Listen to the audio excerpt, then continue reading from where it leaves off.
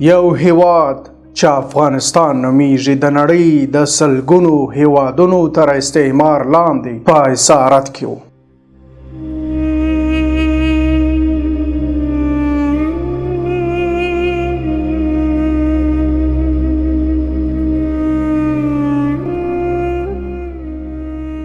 اسیر هیواد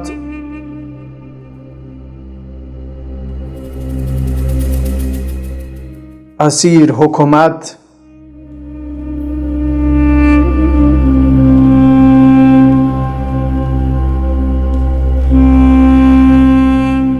اسیر قوانین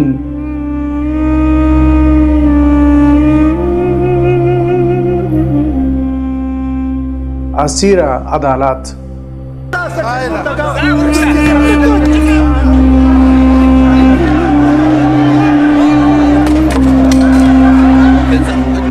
او بالاخره اسلام هم د خلکو د زړونو په یوه څنډه کې اسیر و.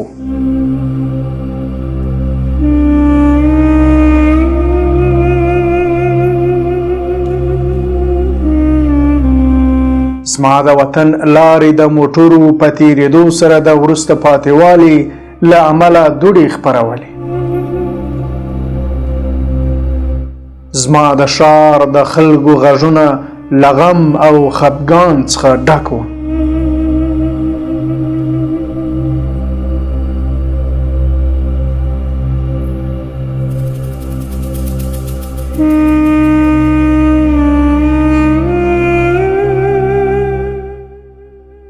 زما د ښار جامې تل توري او له غم څخه ډکې وې.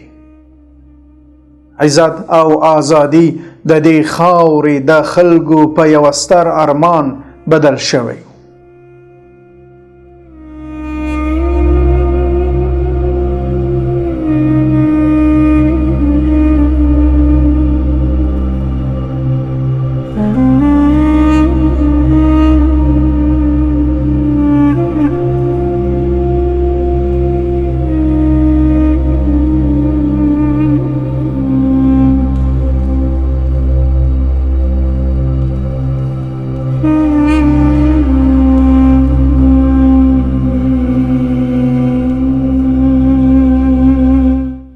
تر دې چې د الله تعالی د رحمت باران پر دې خاورې وورید، نوی سپین سهار راوټوکېد او سپین بیرغ د دې هیواد پر سر په رپېدو شو.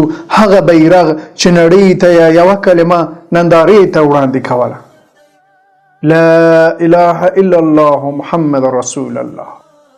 استقلال هیوادوالو مبارک، استقلال جهاد پالو مبارک، څه عظیم افتخار دی، د بریاو تکرار دی، څه عظیم افتخار دی د بریا.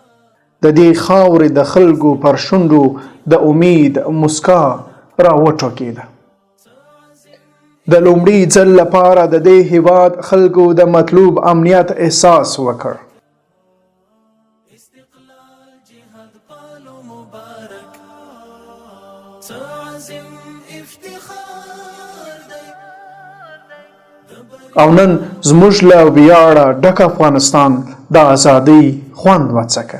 جهاد پالو مبارک، څه استقلال د افغانستان خاوره د سپین بیرغ تر سیوري لاندې د نوښتونو او اختراعاتو په مرکز بدله شوه.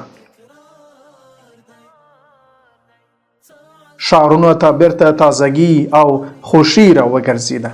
اوس زما هیواد د الله تعالی په فضل د اسلام خاوره ده او د ازادۍ انګازې د دې خاورې په هر ګوټ کې اورېدل کیږي. د بریاو تکرار دی، څه عظیم افتخار دی د بریاو.